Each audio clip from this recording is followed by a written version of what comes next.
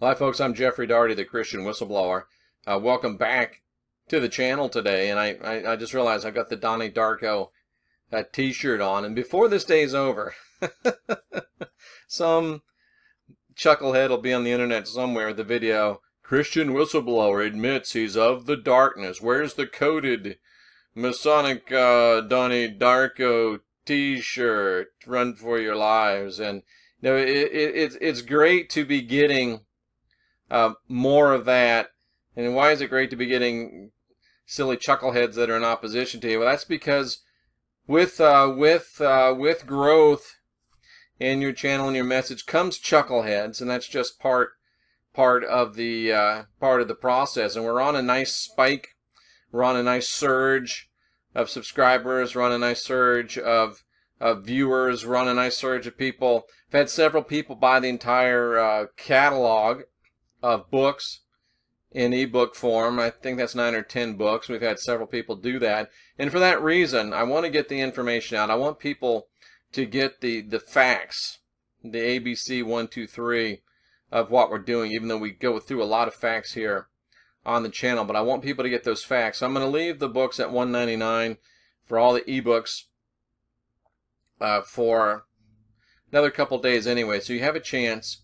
And I do encourage you to get the whole 9 or 10 books, because it's information that you'll have. It's documentation and data that you'll have, and you can read it at your leisure.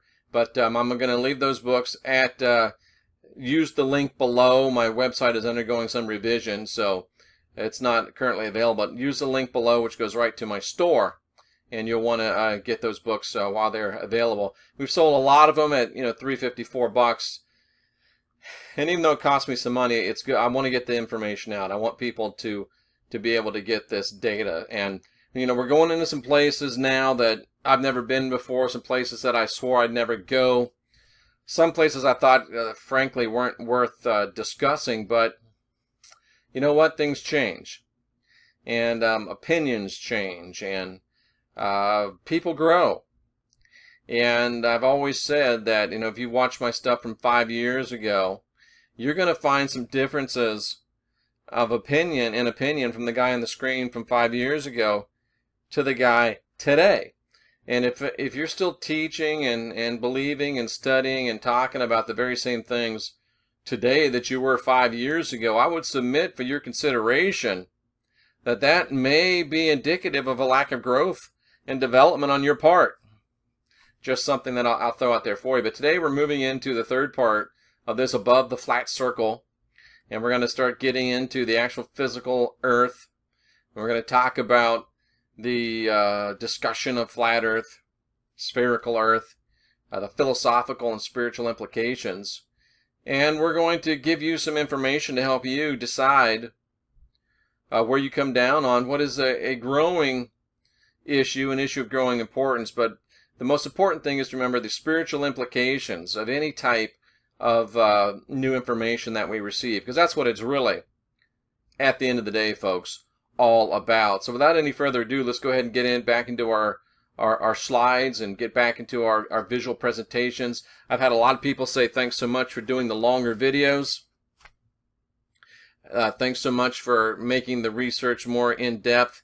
And I'm not making the research any more in depth, but I am making more available to you of the in-depth research. Because my background is at collegiate level, anthropology, collegiate level, geography, a lot of cultural geography, and that's what allows me to have the tools to look into these cultures and to look into ancient cultures and ancient writings and ancient ways of doing and ways of thinking, and merging them with the culture that produced both the Old and New Testaments. And it's high time that somebody was able to look at the scriptures from an objective anthropological, an objective geographical point of view, plus having been a licensed minister for over 20 years,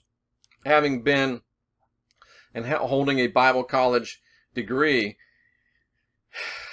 I mean, there's no one out there that does what I do, because there's no one out there that's done what I done. No one else did all I done.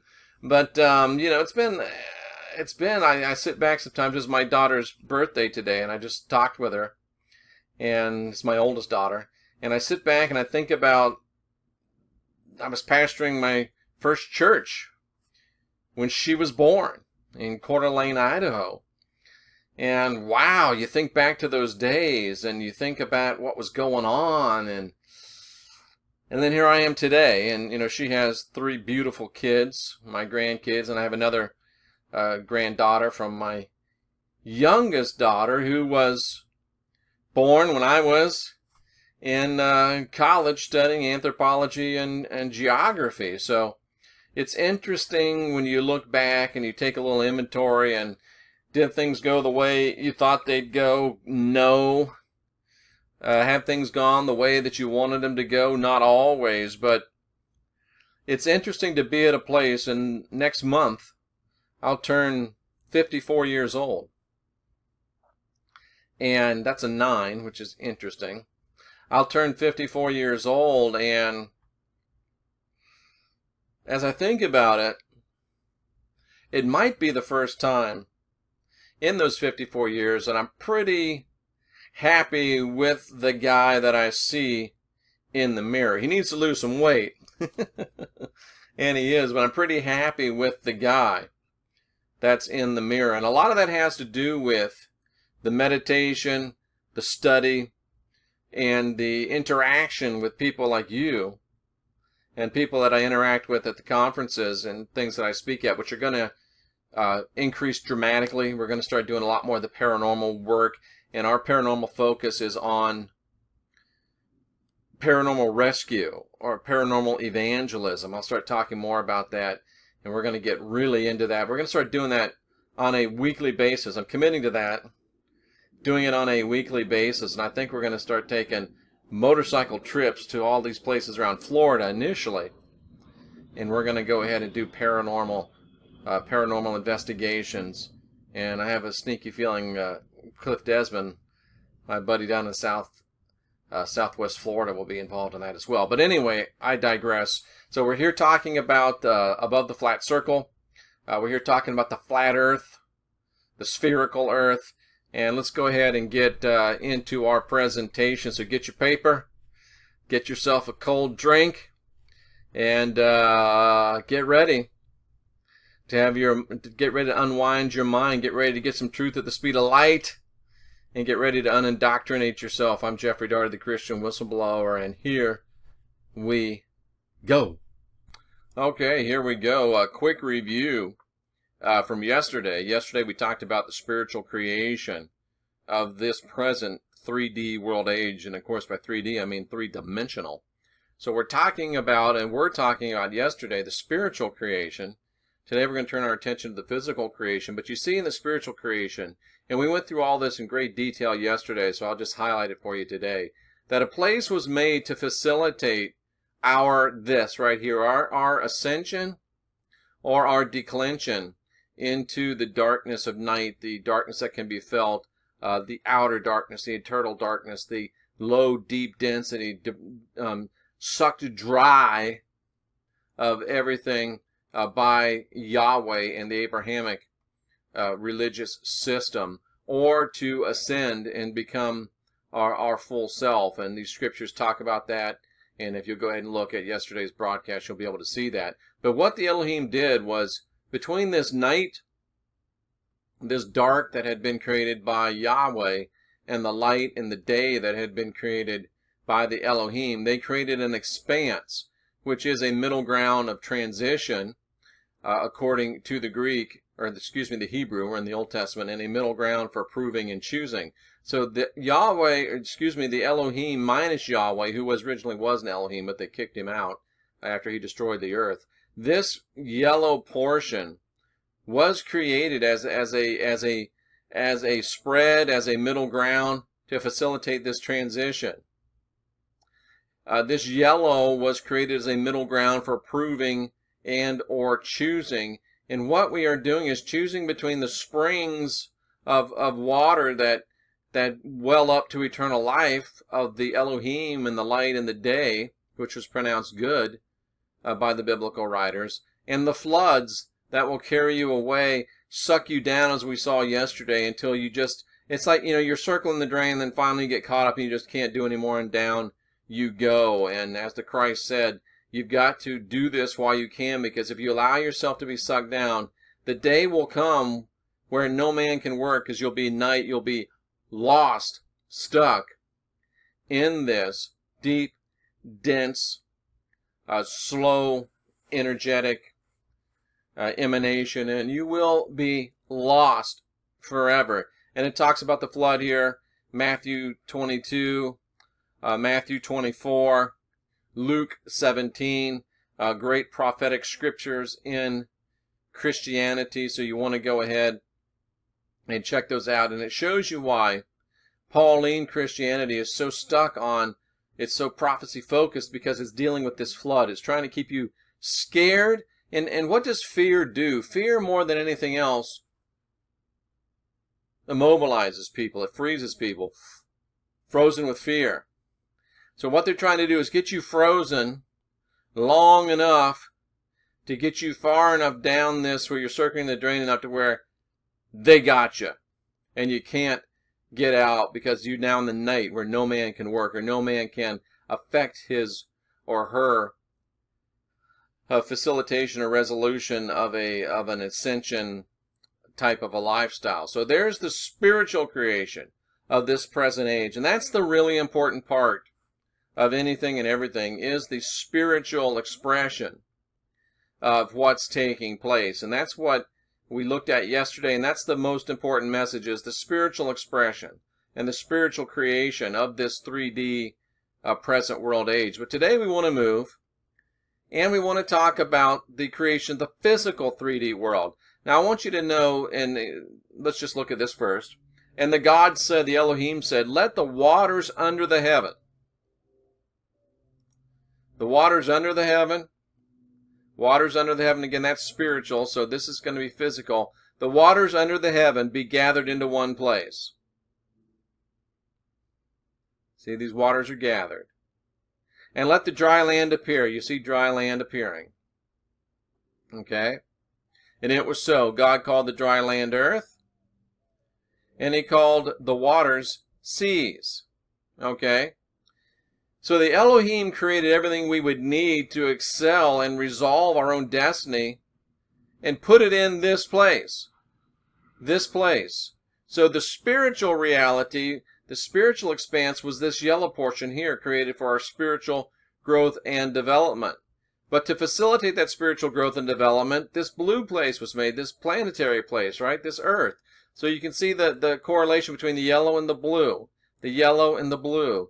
The yellow and the blue. The yellow is the spiritual manifestation, the spiritual expanse, the spiritual firmament, the spiritual place of proving. And this is the physical realm that was given to now currently physical beings, ourselves, to conduct this work. So this is the work we're involved in, and this is the shop that we do it in. Does that make sense to you? It really should. It's rather plain and simple from the scripture. This is the spiritual work we're doing, and this is the shop that we're doing it in. One more time. This is the spiritual work that we're doing, and this is the shop we're doing it in. I probably should have put the spiral on here as well. But this is the main thing. This is the important thing for today, that the 3D world, the physical world, was to facilitate the first purpose of this age. And where was that scripture on the first purpose of this age? That's it. The evening and the morning were the first day. That's the Hebrew. The literal translation into English is becoming dark, evening, becoming dark or becoming light, morning, is the first purpose of this age. The personal resolution of our spiritual destiny is the first purpose of this age. And that's what we're doing here, is becoming light or becoming dark. And because we are at this point inside these physical bodies and learning to get out of them is what this is all about. To get to be 3 feet behind your head whenever you want to, and on a basis where you can affect it regularly. That's what this is about. And this is the place where we go about doing it. And it makes it a little harder. But I mean, we are a spiritual being, and we are in a meat suit right now. So in order to get this spiritual work done, the Elohim created this place for us. And as places go, it's not a bad place, right? So here we are. The Elohim have given us everything we need. They've given us everything we need to excel and to resolve our own destiny. And they've created it here in this place. So far from the beginning where we talked about time being a flat line, God is dead, a world where nothing is resolved, we have now come to a place where we have a world that has been created by the Elohim to help us towards our most dynamic resolution. And that is, of course, our resolution of our true natures, our true spirituality. So that's really, really good stuff. And the place that has been given us to work this out, here it is. It's what we're looking at. Now, we get to one of the big questions that's on a lot of people's minds these days. And it's, again, talking about the physical creation of this 3D world Earth system. Frederick Nietzsche, philosopher, Russ Cole, as portrayed by Matthew McConaughey in True Detective. If you don't get the reference, you don't watch enough HBO or Showtime or whatever that was on. But the thing that we need to talk about now at this point is that expanse is correctly rendered sky, not heaven, as the King James Version renders it. And the gods created an expanse. You know, the gods gathered, it was, what did they say? They gathered the waters under the heavens, right? Where were we on that? Yeah. They gathered the waters under the heavens. There it is. Gathered the waters into one place under the heaven. It's not heaven. The correct Hebrew word is sky. So they gathered the waters under the sky, the observable sky that we can see. Right now, the one here in Clearwater, Florida is blue, partly cloudy, some nice white puffy clouds. I don't know how it is where you are, but the waters under this sky, about 2 miles that way, is Clearwater Beach in the Gulf of Mexico. If you've never been, you definitely want to come on down here at some point, and let me know if you do come. But 2 miles that way, the waters have been gathered. These waters right here. Just for being silly and being kind of fun.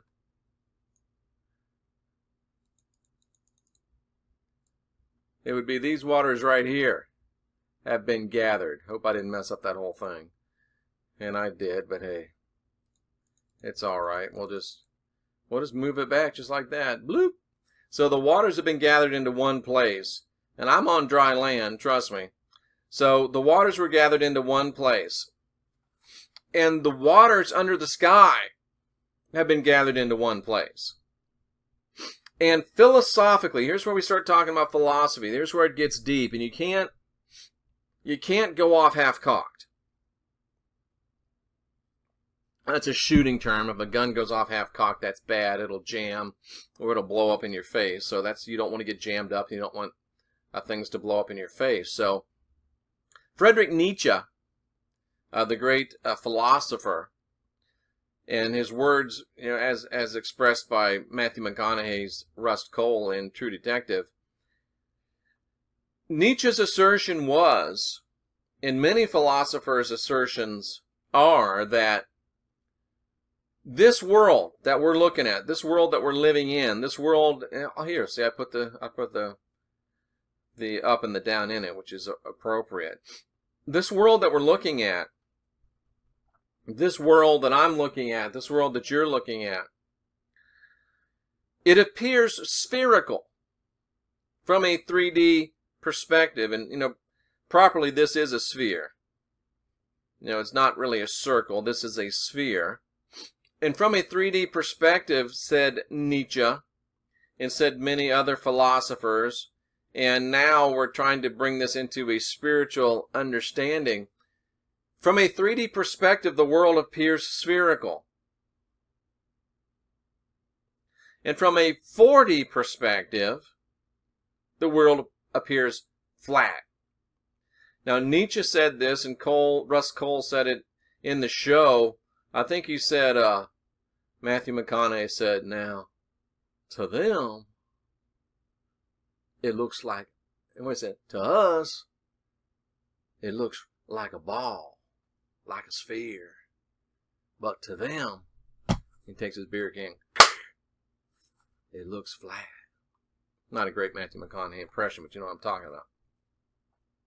It's all right, all right, all right. So it appears from a 3D perspective, from a philosophical standpoint, from a 3D perspective, the earth appears spherical.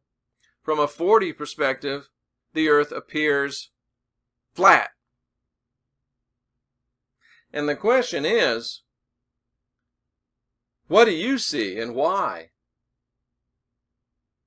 Let's ponder that for just a second.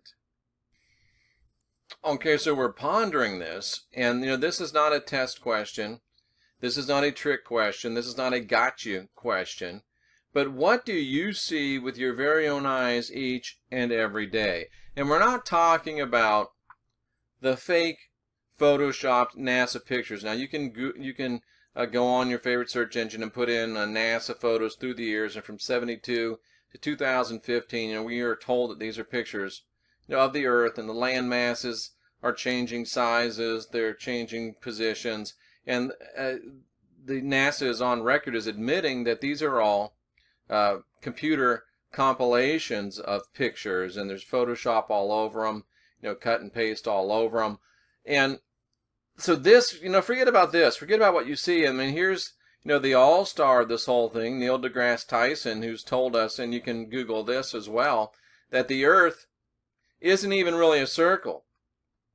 It's an oblate spheroid, and it's kind of fatter in the middle because of the years of spinning, and it's kind of bigger on the bottom. So this is not what it would look like according to science. But forget about that. What do you see with your own eyes each and every day? And this is not a flat earth video. This is not a spherical earth video. This is a video about spiritual perceptions in this physical world, because I could frankly care less about flat earth, spherical earth from a physical perspective. It's just an argument. But I'm talking about from a spiritual perspective. What do you see with your own eyes every single day? Because that's what we're talking about, is facilitating the first purpose of this age, which is your spiritual resolution towards a higher being, or towards ultimate being grounded into powder.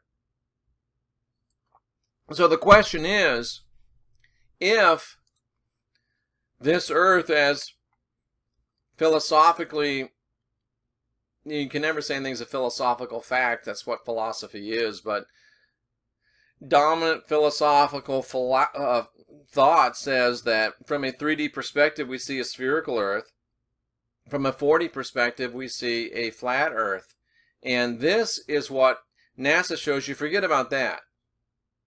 What do you see with your very own eyes every single day? What do you see with your very own eyes every single day? And what does that say about your spiritual place and place of perception, perhaps more accurately? And this is just, again, to help us from a spiritual perspective. When you go to the beach, I'm convinced, I've watched probably hundreds of these flat earth videos. Probably shouldn't have watched them all, but to be honest with you, I've watched, and I've got a video coming up, the dangers of flat earth theory, and it's not at all what you think it's about. The perils of flat earth theory, and it has to do with running home to Rome and Yahweh. But the point of this all is that if you go to the beach, like remember 2 miles that way, if you went to the Clearwater Beach, some of you, in all honesty and in all integrity, would see a curve. Some of you, when you go up in an airplane or a balloon, you'll see a curve. If some of you got into a rocket ship and went into space, you would see a curve. I'm convinced of that. Because I used to say, boy, if I could just get this argument cannot be solved until you get into a rocket ship. But even if you did get into a rocket ship, this argument still will not be solved. Because some people that are in a 3D mindset will always see a sphere no matter where they are. If they're in orbit or if they're on Clearwater Beach, they will always see a sphere. Now, some of you, when you go to the beach, you see a flat horizon. Some of you, when you go up on top of a mountain, you see a flat horizon that rises to the level of your eye. Some of you, when you go into an airplane, you see a flat horizon that rises to the level of your eye. And I think that we all can benefit from asking ourselves, if I see a sphere, am I still locked into a 3D perception? If I see a sphere, am I here or lower? It's just a question. It's not an accusation. It's not a statement. This channel is not about telling you what to think.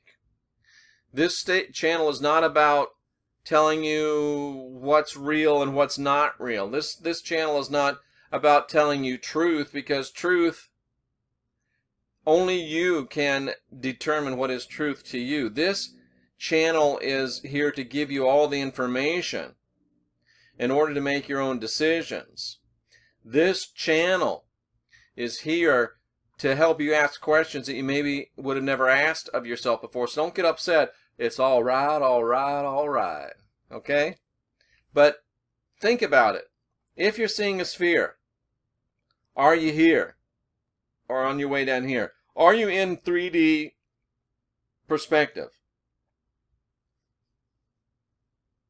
And is that all right for you? Because right here in this yellow, in this middle, we're in 3D perspective. That's where we are. That's where we start, 3D perspective.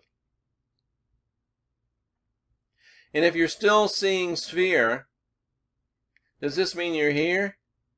If you're still seeing sphere, does this mean you're here? I don't know the answer to that. But I think from a philosophical perspective of Nietzsche and many other great thinkers, I think that it's a question that behooves each of us to ask ourselves. If I see a sphere, Russ Cole said to others from a 4D perspective, to them, they see it as flat. To us, he said, us being here on a 3D perspective, and that character was certainly on a 3D perspective, they see it as a sphere. To us, it's a sphere. To them, it's a circle, a flat circle. That's what he said. And I think it behooves us to ask ourselves, if I'm seeing sphere, and you have to be honest with yourself, if you're seeing sphere, are you still encased in a 3D perspective? And are you all right with that? Now, if you're seeing flat, you have to honestly evaluate yourself. If I'm seeing flat, it would tend to cause me to think that I'm on this path here. But don't allow yourself to be fooled. And don't allow yourself to become complacent. And don't allow yourself to be arrogant. And you have to ask yourself, if you are really, truly, honestly seeing flat, if your eyes, at least as regards this circle, are on a 4D perspective, then you have to ask yourself, why isn't the rest of my existence measuring up to a 4D perspective? And again, these are just helpful questions to ask yourself.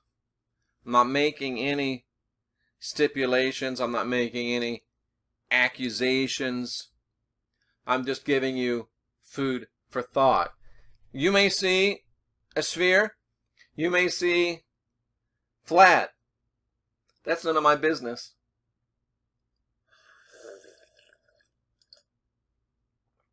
Many of you remember the Kermit the Frog meme. It's none of my business. It's your business. And remember, this is the goal. This is the big thing. The facilitation of our resolution of our being. Are we going to manifest our full Elohim potential? Or are we going to manifest our full Yahweh potential and be ground into powder?